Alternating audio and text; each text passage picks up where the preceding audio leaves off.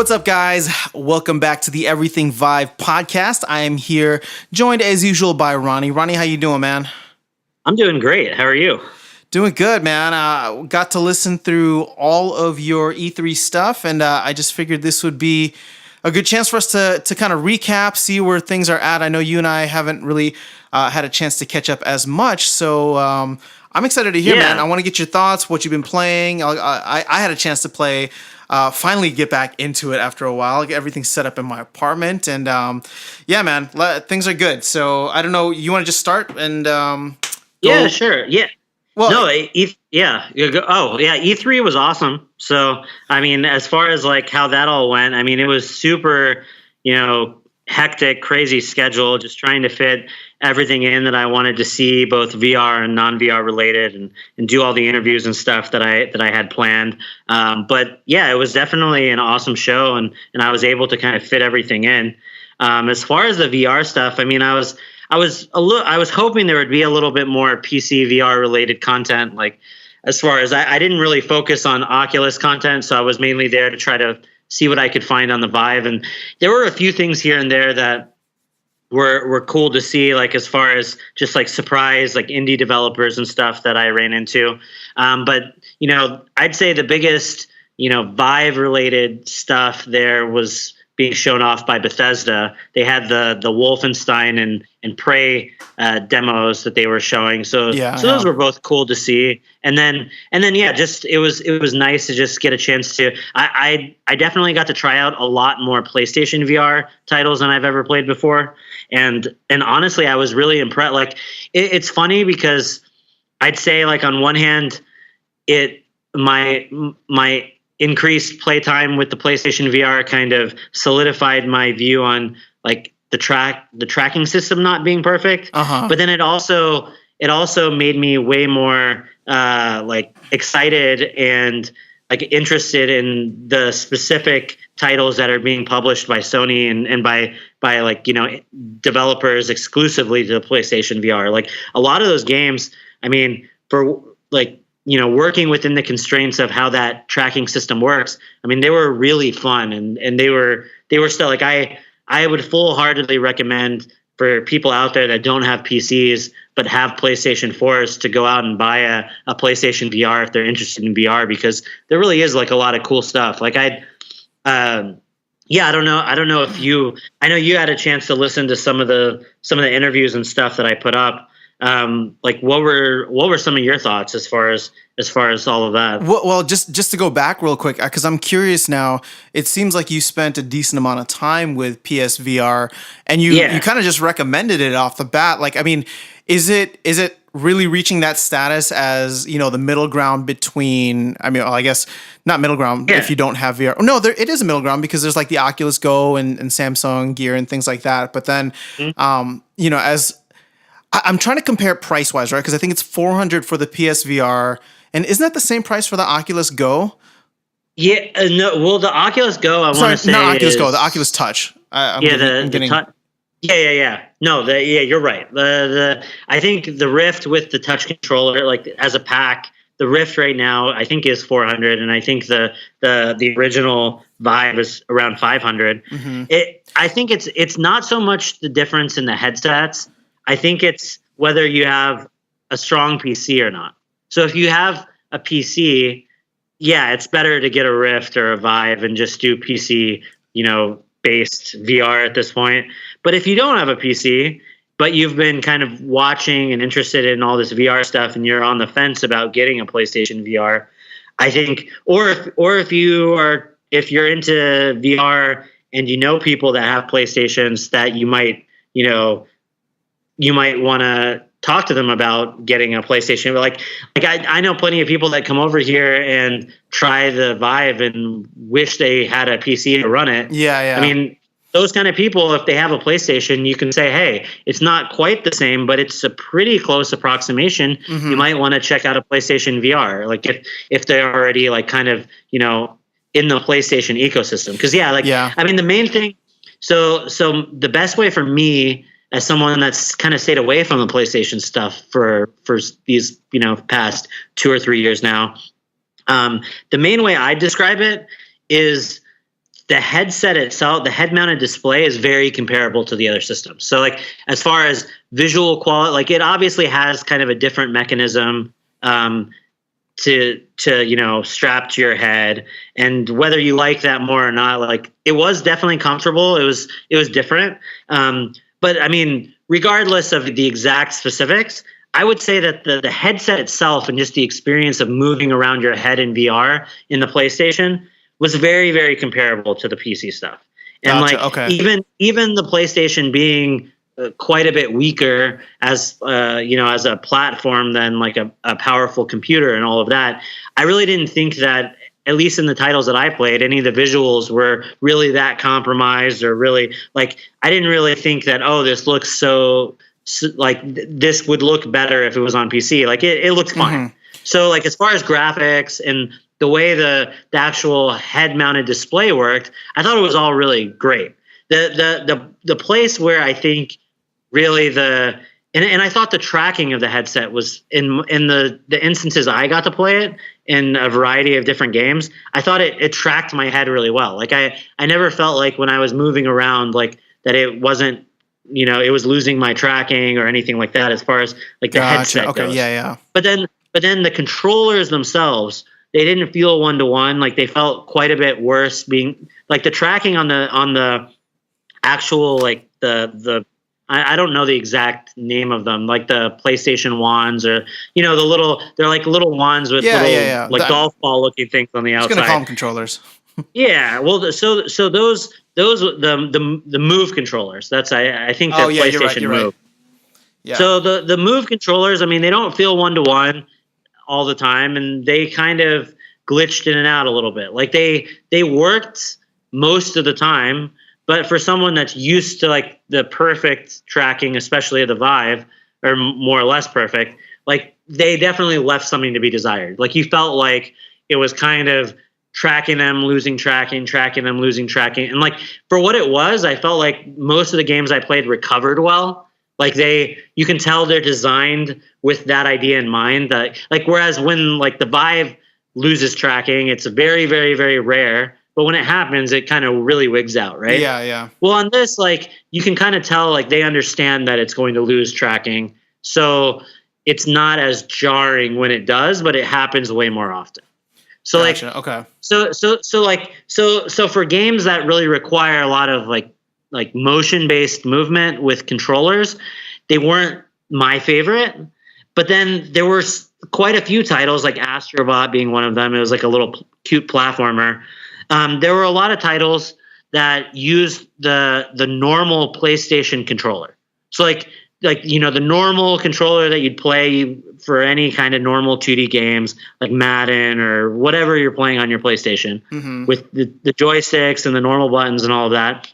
You can play the VR games with those normal controllers, and the PlayStation does have like kind of some type of tracking of the DualShock controller. So like you're able to kind of move it forward and backwards for certain types of motions.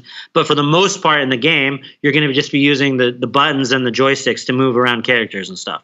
Like those kind of games where they were just using the precise movements of the controller buttons, I thought those worked really well, because now all of a sudden you don't have to worry about whether the controller is really being tracked well or not. You barely use the motion like sensing capabilities of the controller, but then you still have like precise movement and you're in the game. So games like Moss, I'm sure, for example, like games that require you to be present in the game, but then you're able to control the action just with joysticks and buttons. Like those kind of games, I think work really like just as well as they probably would like on a PC VR system. So the games that I played that were being developed with those types of controls in mind, I kind of like those ones a little bit more than like the normal motion controller type games. Gotcha. So okay. So but anyway, so like I mean I got a chance to play quite a bit, and like I said, overall I was just impressed with the software that's being developed for the PlayStation VR. I think a lot of those games, I really think like and a lot of those were first party kind of Sony developed titles, so obviously you'll never see those hitting the PC, but some of them weren't. And just in general, I just thought that the developers working on those games are really doing a good job of making exciting VR games. So I mean, so that's why I kind of left impressed with the PlayStation, just in terms of, I think, while the system itself isn't as capable as it could be, especially with motion controls, I mean, it still gave a good impression, and it makes me very excited that I think that people doing work on the Sony side of that stuff, especially when a second generation of the console, PlayStation VR stuff does come to fruition, I think it'll be really cool. So cool. Yeah, sorry, we kind of went on like a little bit of a tangent there with PSVR. Actually. No, like I said, I was just kind of curious about your thoughts after spending some time in there. But I agree with you. I think it's still a great option, and I think it's just cool to see titles coming out, even if it is first party titles, because there's money being poured into this, right? Like there's going to be ideas, there's going to be things that come out, and it's just for me, like, we're in this for the long play. I'm curious to see where VR is in the next 5-10 years. So, stuff that Sony's doing right now, the PSVR, like that's going to be standard by the time, the Vive and titles and stuff like that catch up for it. So, and I mean, as far as, you have to give Sony props for, like, while I was kind of surprised they didn't really show a whole lot of VR in their press conference. I mean, they had a decent VR showing on the show floor itself, and that's more than I can say for like a lot of the other VR company. Like, they had things here and there, but there really wasn't, like, it would have been cool to have like a bigger Vive presence or a bigger Oculus presence at the show. But I mean, I think for whatever reason, like, they decided not to do that here, and so I think for PC VR especially, if you're interested in that kind of news and checking out those kind of games, I mean, GDC was awesome for Vive content. I mean, there was just a lot of cool stuff being shown at GDC, and then also just a lot of these other like VR and AR specific conferences. I mean, for people that are interested in learning more about VR, like, there are numerous conferences where that stuff will be the focus. I was a little surprised. There was less of a focus on VR at E3 than I was even expecting, but I mean, it was still awesome just to be there, to see everything. And then, like, I mean, for those who haven't yet, you really should go and check out a lot of the stuff that I posted last week. Like, I want to say it's like episodes, like around 105 or so to 110, 111. Yeah, I mean, you asked me earlier, so I was actually just going through some of the episodes. What I would say is my favorite, the ones that stand out to me, was, let me find the number here, episode 105. That's actually the first one you posted, and I think that's the conversation you had with Troy Edwards of HCC about like the future of wireless.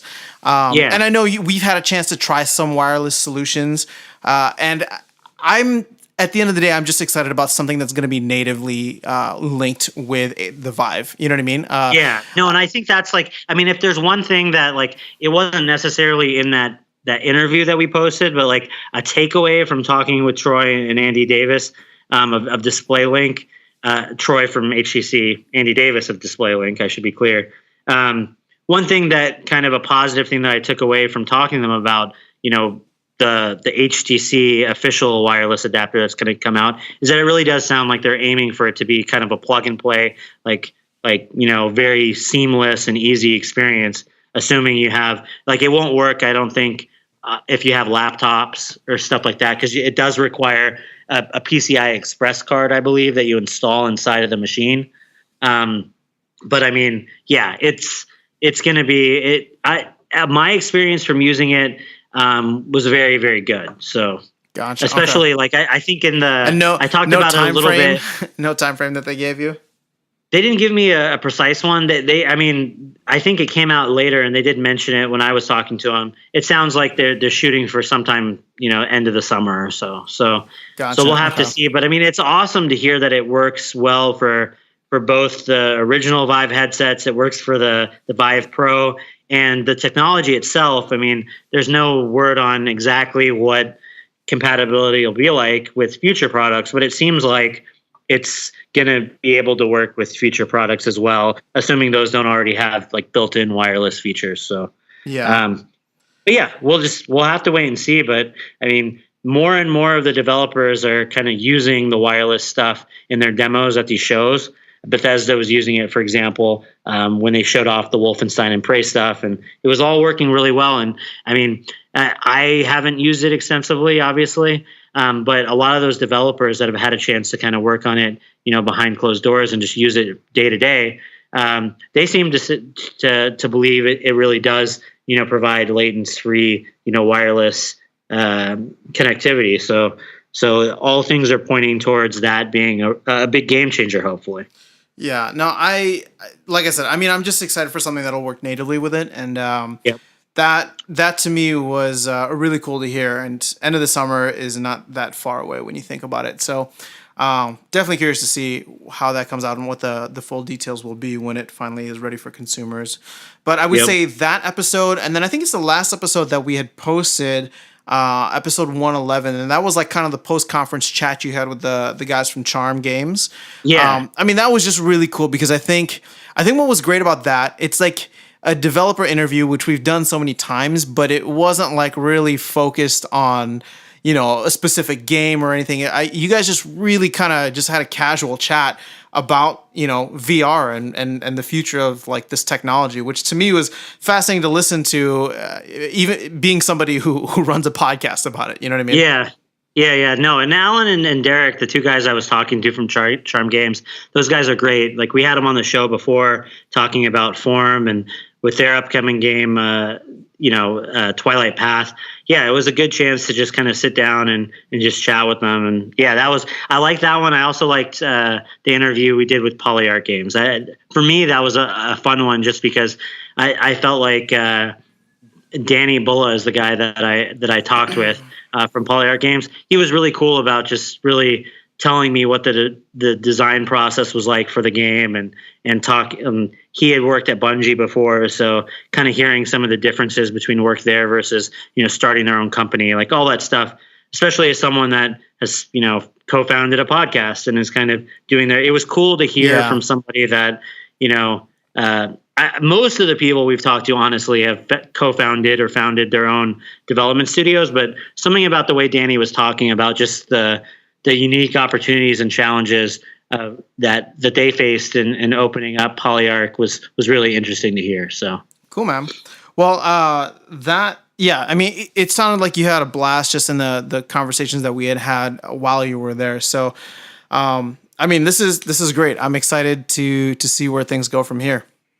Yep. No, I agree. And I'm looking forward. I mean, we're keeping, upcoming VR related conferences on our radar as far as what we will be attending. And I mean, I definitely would love to go to both GDC and E3. I mean, for those interested in just my take on comparing the two, I mean, I think for VR, GDC was more interesting for me personally, but E3, it was just all about the spectacle and just seeing.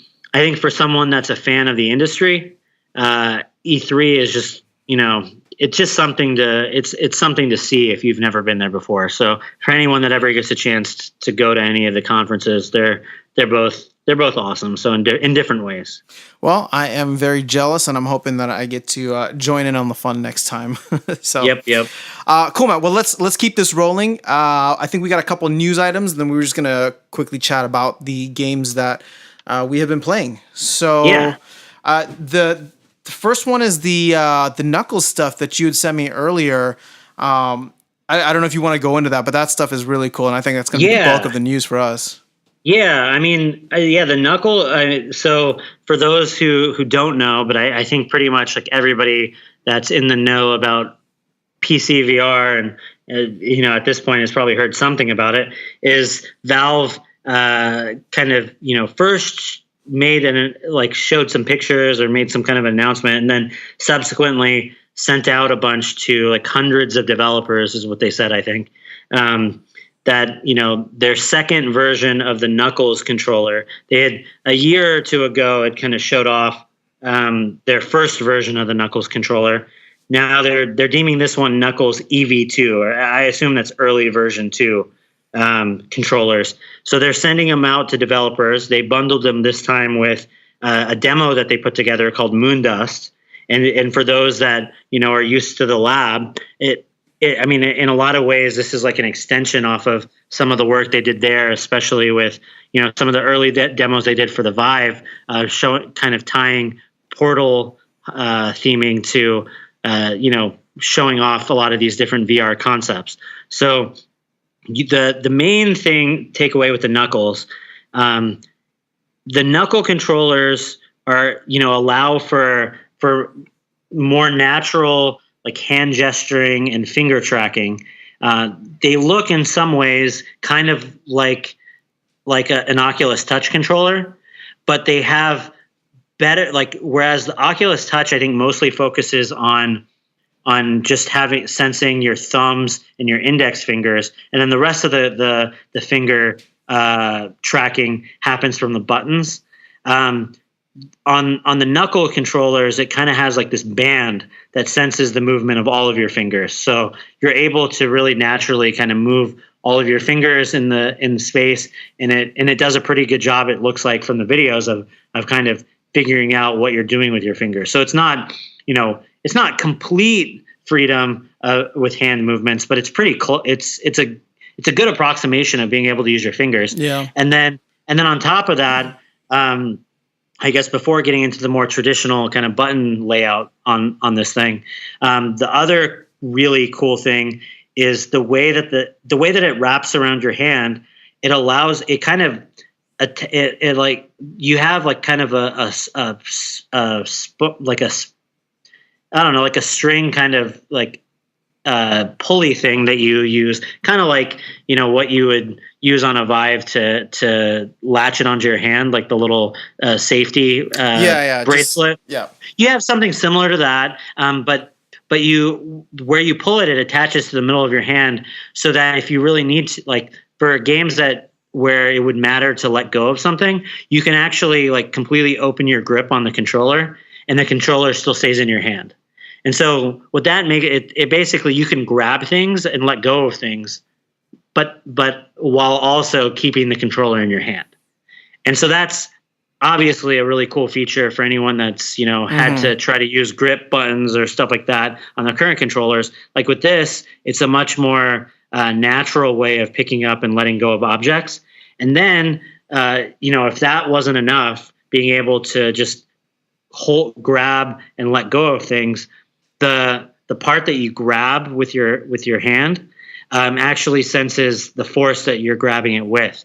So you're able to pick something up, but then you're also able to squeeze. And when you squeeze, that the force at which you squeeze, it picks up and it can do different things. So like in the Moondust demo, an example of what you're able to do with that, with the finger tracking combined with the grabbing and the squeezing, is you're able, like in the demo, it shows that you have kind of like these robotic kind of skeleton like hands, and you can move all of the fingers with your normal fingers, and then you pick up these rocks, these moon rocks in the demo, and you do that just by gripping the controller, and then by squeezing the controller, you actually crush them in your robot hands.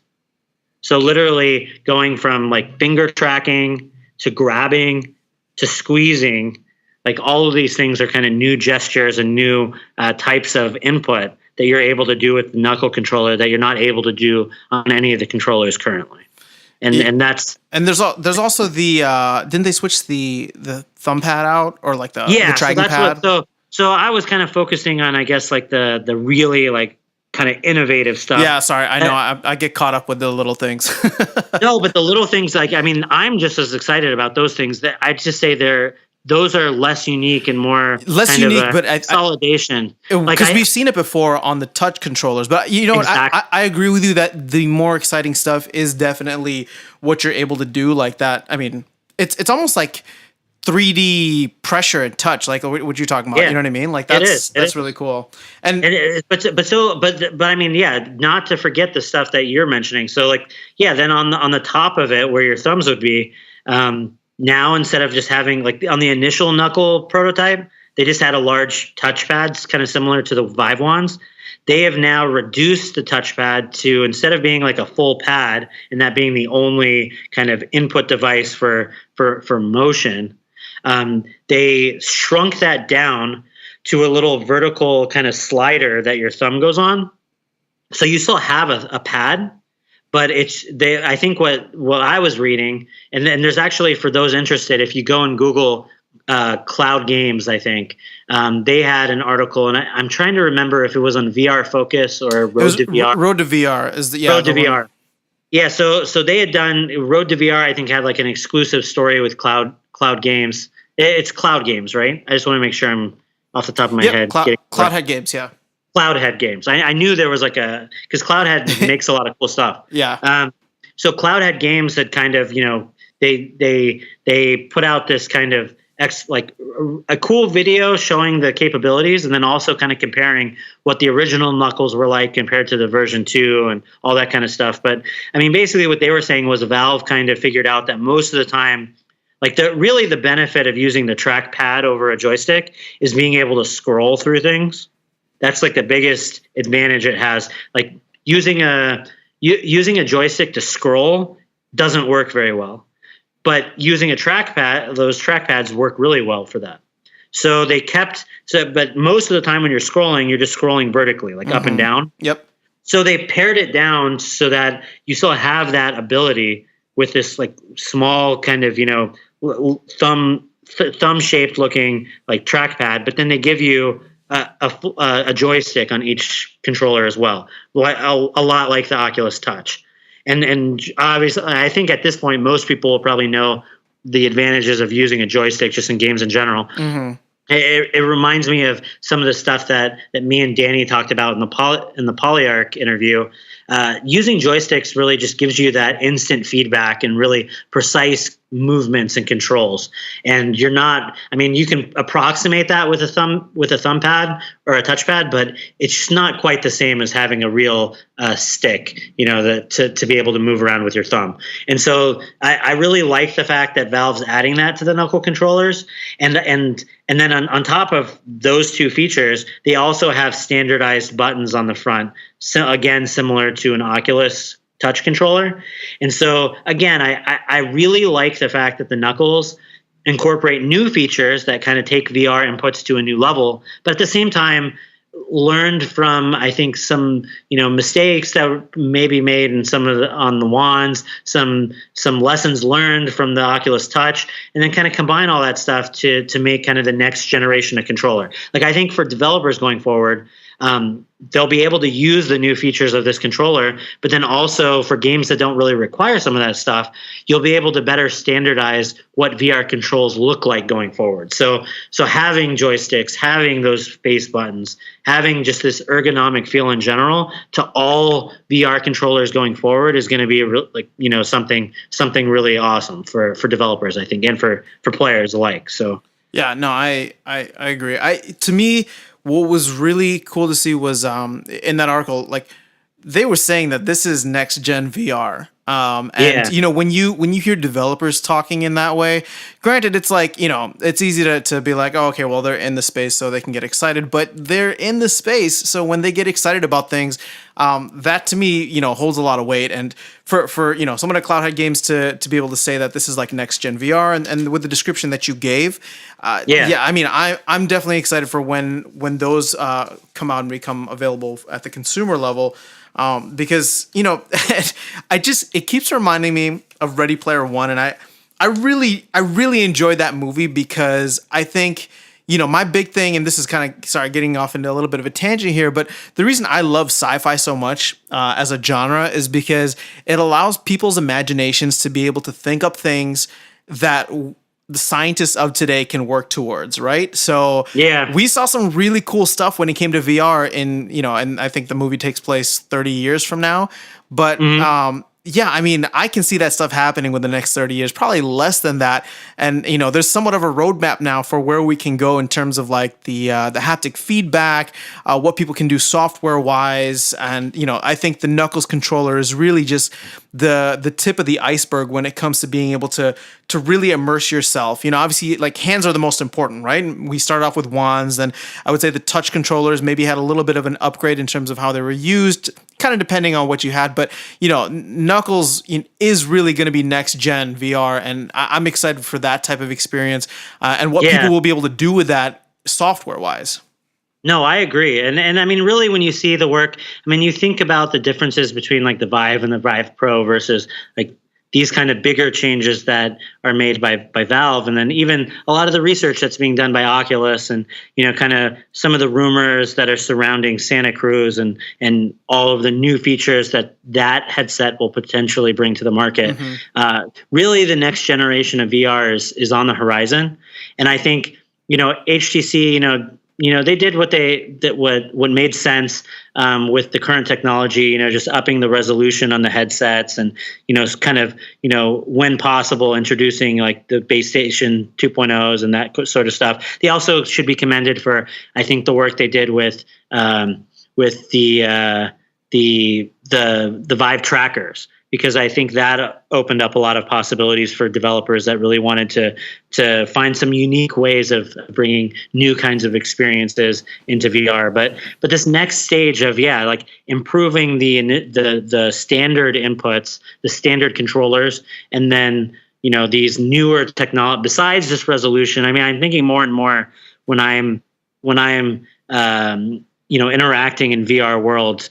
It's not so much. I mean, the resolution should be better, and the headset should be lighter, and there shouldn't be wires and all these kind of things. But it's really going to be like I still think there's a lot of room for fundamental improvements in terms of how you interact with the games and the actual technology on how the headsets and the lenses work.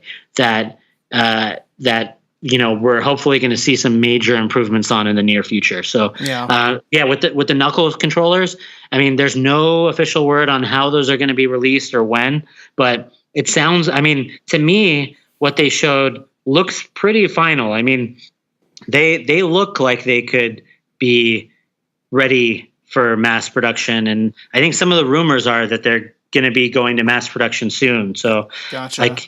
So I mean, we could be seeing those sooner rather than later, and it'll be interesting to see whether those get released through third parties like HTC, or if Valve is just going to release them on their own. Like I'm kind of curious. All I know is that I want to get Knuckles as soon as possible, and I hope developers are able to implement new features with those as soon as possible.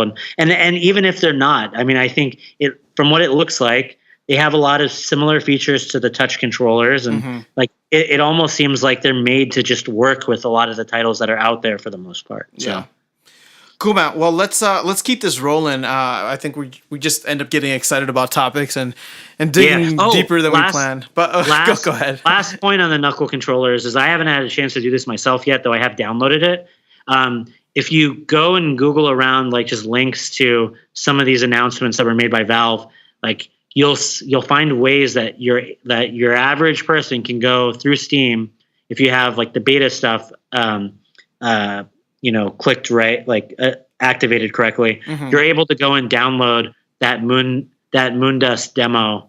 That is the tech demo for the touch for the Knuckle controllers. You can download that right now. Oh, cool. All right. So I actually already downloaded it, and I've seen some kind of suggestions online about how to use the beta Vive, or the beta Steam VR remapping stuff to kind of approximate some of the new controls for the Knuckles onto the Oculus Touch or the Vive wands. So you're not going to get the same kind of control that you'd have on the Knuckles, obviously. Like there's you won't be able to crush the rocks.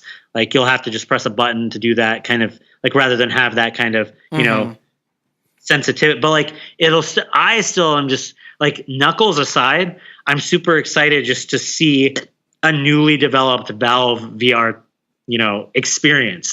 This isn't a title, this is a tech demo, but I mean, if you go and watch some of these videos on YouTube, I mean, it's almost like the Lab 2.0, it's like a new experience from Valve, and that's I like that in and of itself is enough reason to be excited. So all right, yeah, I got to check it out because I mean, honestly, anything that Valve puts out, and not to put them on a pedestal, but like they take their time and it's for a reason, right? Because when they put stuff out, it feels great. It's really polished, and the lab was just a fantastic experience, even though it was just tech demos, really. But yeah. So no, that's what cool. I mean.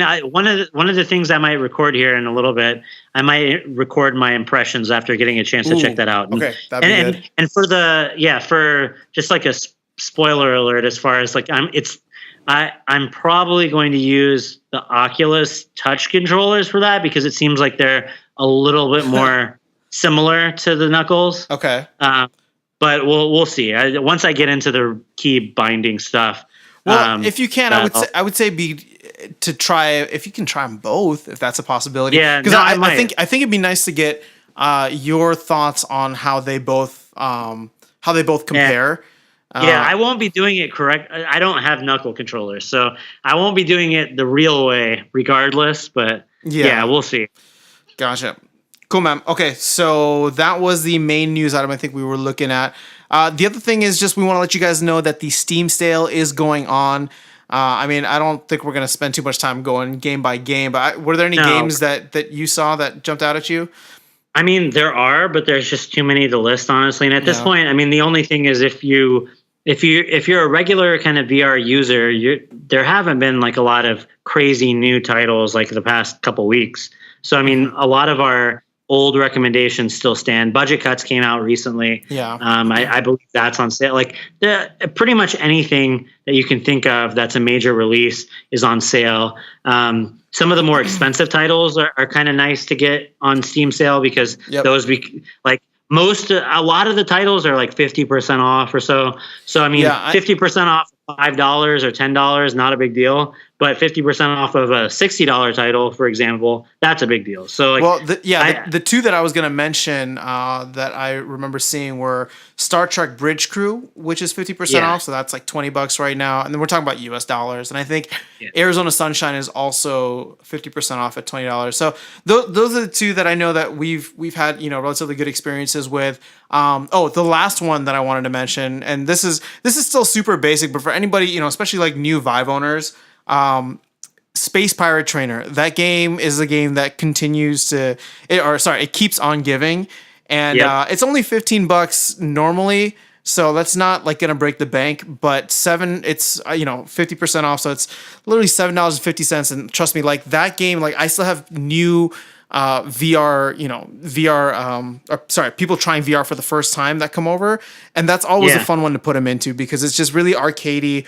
There's not much that you need to like know, and it's really easy, and like it's just fun, right? Like that's exactly what it was meant to do. And for me, like I'm always gonna recommend that game because I enjoy playing it.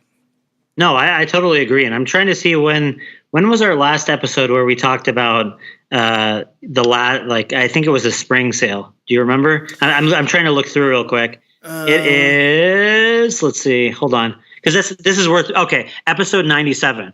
So episode 97, this was April 19th. Damon and I kind of went through in detail a lot of the games that were on sale back then and kind of gave recommendations. I mean, I haven't cross-checked this list or anything, but I bet you a lot of those titles that were on sale back then are once again on sale now in the summer sale, in addition to newer titles. So go listen to our episode 97 if you're interested in just kind of recommendations in general. They're not going to be the newest stuff, but like there have been relatively few titles in the past 2 months, so that should cover a lot of the good stuff out there. So listen to that and then just go. I would just recommend checking the top seller list for VR titles in Steam, and then if something looks like it might be of interest to you, pick it up. Because I mean, even some of these Bethesda titles, I didn't have the best experiences with those, but like if you're interested in those, they're usually never on sale, so they're 30% off. Like just in general, you have from now until July 5th. Let me just double check that. Yeah, July 5th to do the summer sale stuff. So I would definitely try to take advantage of that to the extent possible. Yep. Cool, man. Well, we can start to wrap this episode up and just talk about what we've been playing. I'll go first because I haven't had as much. Like now that things are set up, I'm finally getting caught up on games, and the one that has been capturing all of my attention and the attention of everyone around me who I forced to try VR is Beat Saber. So I know I'm a little late to the party, but man. And it's never too late to talk about Beat Saber. This game, it's so much fun. And I remember the first time I tried VR at your place, almost 2 years ago at this point. Just a little shout out to another game, Audio Shield, which is over 2 years old now. And that was cool, just, as like a rhythm game. But Beat Saber really takes it to another level. And I think the music in there is fantastic. And the fact that you can customize on Audio Shield as well. But it's just, I don't know, man. I've been having a ton of fun, and I know we spoke about it a while back in one of our previous episodes. You gave your experiences with it, but for me, to finally jump in and be able to enjoy it, and the fact is, like, everyone that I've showed it to loves it, right? Because it's like Dance Dance Revolution. It's one of those games that like everybody can just kind of like get into, and it's easy to play, and it's just fun. Yeah. It's just like plain old simple fun. It looks great. Like the soundtrack is really good. Just everything about it was really well done. I agree. Yeah, so that's been taking up most of my attention. In the coming episodes, now that I've had a chance to really jump into other games as well, I'll talk about those once I have a little bit more of a backing and foundation to provide some insight. Sure. But how about you? And not to overplug things, but we've been having so many overlaps, nowadays. True, for those who haven't heard it, episode 100 of our podcast, we interviewed Jan Ilovsky. He's the main one of the main developers of Beat Saber. So you should definitely go. We already gave away the key for that episode. So if you go and read that, don't think you're able to get another key there. But it's a really fascinating talk just about the development of Beat Saber and just all the crazy hype. I mean, that game's still. I don't remember off the top of my head kind of what all the records it broke, but I mean, it's number one on the VR list in Steam right now. I mean, it really broke a ton of records as far as like how many, like it definitely passed 1 million in sales like pretty early. And it's just, I mean, the latest thing that I've heard from them, and they're very active on Twitter as far as like just updating people on the game, is that they're going to be adding a multiplayer aspect to the game. So, and they've been kind of shy on some of the details on that. It's going to be, I think, a pretty simple mode at first, but that's something they're still actively kind of updating that game, and multiplayer Beat Saber sounds like a really cool concept. So. I mean, single player Beat Saber is pretty good, so I'm excited to see what you can do with multiplayer. So, but as far as what I've been playing lately, I mean, I've been playing a lot, honestly. I came back from E3 and played a little bit of Downward Spiral. I still love that game. But the main one I wanted to talk about today was Catch and Release. And that's a new fishing title. And as I'm sure people out there will recall, I was kind of clamoring for fishing titles before. I had a lot of fun with Crazy Fishing, which was an earlier title, a much different title than this. That game kind of was more like kind of fun, kind of goofy, like cartoony in nature, and kind of, didn't take itself super seriously, but then kind of sidetrack, like did a lot of like side things that were really interesting, and it had a kind of unique and fun art style to it. That game I want to actually check up on to see how it's coming and play more of that in the future. Catch and Release is kind of more of a realistic fishing simulation type game. At least that's what they're going for here. And it does a lot of things right. I still think it has some room for improvement. But overall, for those people that are looking for a more realistic fishing experience, Catch and Release is a pretty solid one. So it was just released earlier this month. So I think June 7th was its release date. And it's about $20 right now, which, depending on what you're looking for, it may or may not be something that I would recommend. So I want to get into exactly what this game is, so that you kind of go into it kind of understanding. So it's a super relaxing experience. And for what it does, like everything, it does super well. The graphics are gorgeous. From you, basically, when you start the game out, you're sitting in a fishing boat, and they did a really, really good job of making sure that the players as comfortable as possible in that boat. So it's really it's a seated experience. So I would recommend orienting yourself to where you're able to very comfortably, like maybe on a couch, just sit down. Disable any kind of borders or barriers that you have enabled in the chaperone system, or try to minimize those to the fullest, and just sit where you're nice and relaxed. And then they did a really smart job of letting you just hold down the touchpad in the middle of the wands to recenter the boat for you. So once you're comfortable, you center it, and you're sitting in that boat. And then from that there on, from that point forward, you're just kind of, maneuvering stuff within your boat, and then you're just fishing. And there's, the ambient sounds, the sound design is really well done. If you don't want any kind of like distractions, you can just sit and listen to the environment, which it's nice and relaxing. There's like waterfalls in the background. You're on a lake environment where there's like beautiful rock formations and waterfalls and all those wildlife sounds in the background. It's really nice. If you want, you can grab the radio that's sitting in the boat, and you can adjust it and turn on some kind of nice, like relaxing music and just kind of chill.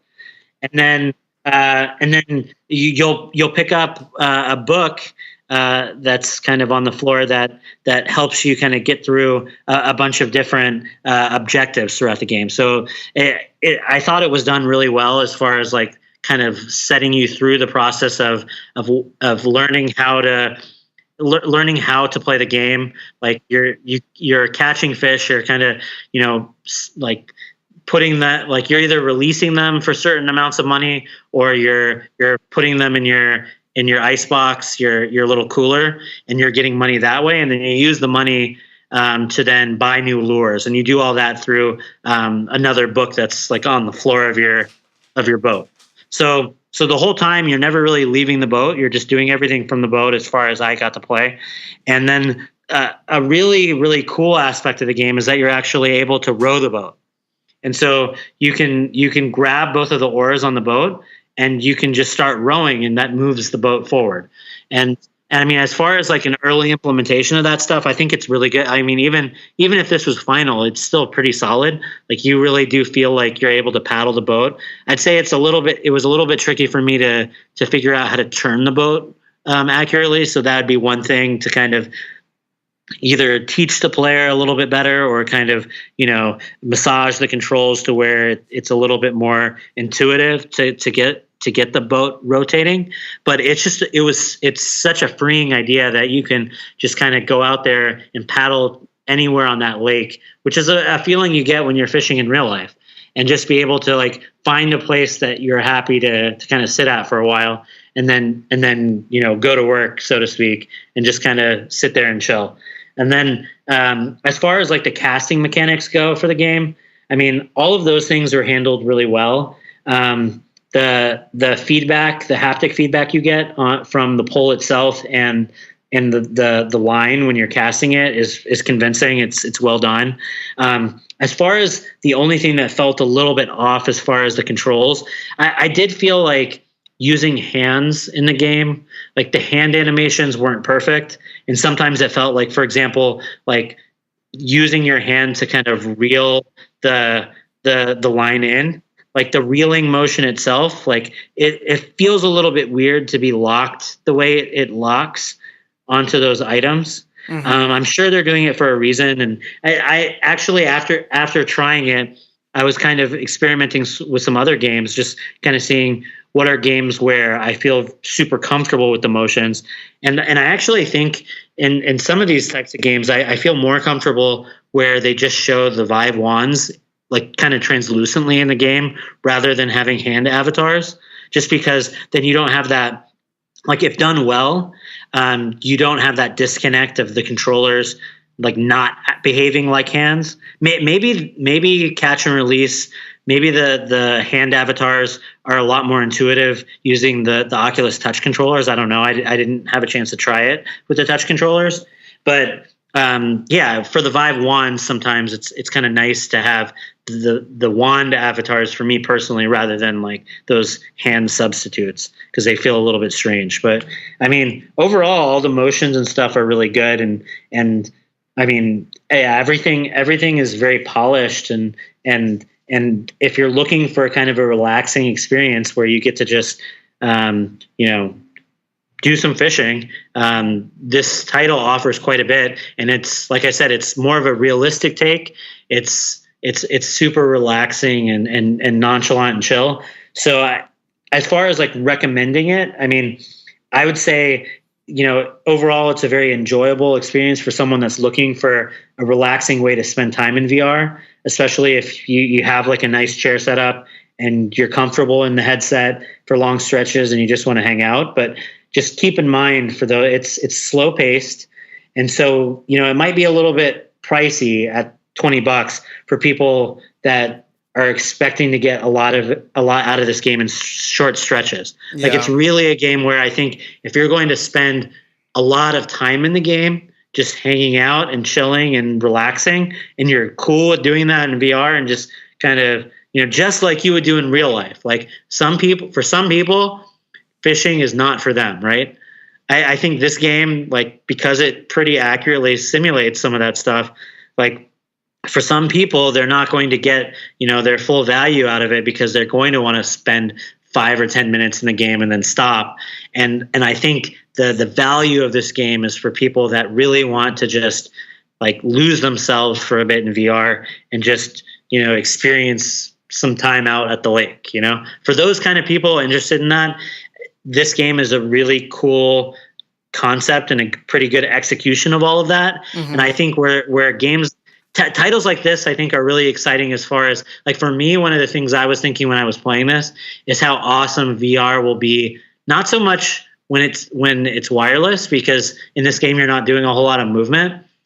It made me realize how, unfortunately, how annoying the weight of the current head-mounted displays are, and how awesome experiences like this will be once we have, like, relatively weightless headsets where we don't have to worry about It'd be like sunglasses, right? Exactly. Just something like, I mean, like, we're probably a ways from sunglasses, but like just something in general that's lighter and kind of fit. Like, maybe I haven't played it in a Vive Pro. Those are a little bit more comfortable, but PlayStation VRs, they don't glue themselves onto your face quite like an original Vive headset does. Just in general, like, it'll experiences where you're just hanging out and chilling. I think those will be transformed once the headset itself are a little bit more comfortable. But yeah, that's my take on Catch and Release. And yeah, like I said, it really is a really good title, and it's definitely one, like, I'm super happy that I got a chance to play it, and it's one that I'm definitely going to keep track of, just in terms of stuff that they add to the game in the future. Cool, man. Well, that's, like I said, there's so much that I know you and I are trying to catch up on now, which is great, because it gives us more to talk about. So I will have to look into that one, because I think I romanticize fishing. I haven't done it all that much in my life, but I agree with you in the sense that I think once it's comfortable to be in VR for longer periods of time, then something like that will definitely be not that it's not appealing now, but right, like, you'll be able to spend a lot more time in there. So, but I mean, at that point, once we're more comfortable staying in VR for longer periods of time, I'm sure there'll be a lot of other experiences and games that'll be coming out to take advantage of that. Yeah, no, exactly. I mean, these experiences like this, I mean, kind of like what you were mentioning before with Ready Player One, like, it makes you really think. Like, it kind of fast forwards your mind a little bit to what people might be doing in VR, like, 10 years from now, or even more than, like it makes you realize, like, man, like, there's going to be a day where, like, maybe now there are some tangible differences for sure in fishing in real life versus fishing in VR, but you can kind of feel that like, maybe this stuff will get good enough to where the differences are going to be less than you might think. Yeah. I mean, 2 years is a short amount of time when it comes to technology, and you can already see. Well, no, sorry, it's not a short amount of time. That can actually be a very long time. But just in general, I guess my broader point was like we've seen a lot happen in 2 years already. So I'm waiting for 2025 to see what the VR landscape kind of looks like at that point. Yeah, no, I agree. It's awesome to see people working on these kind of games. So yep, cool, man. Well, that's all I have for today. How about you? Yeah, no, that's it. And I know I already recorded some impressions. They're going to go up a little bit about another game I was playing, Paper Valley, which can't recommend it enough. Awesome game. And then I'm gonna try to play as much as I can. I did pick up quite a few titles during the Steam sale and have titles backlogged from before I left for E3. So there's a lot of cool stuff to play in VR. So it's never been a better time to be a VR fan. Awesome. And so we'll continue to try and bring you our impressions and thoughts on all those cool experiences that we are seeing, guys. So Ronnie, man, have a good one. We'll chat again soon. Sounds good. All right, take care, guys.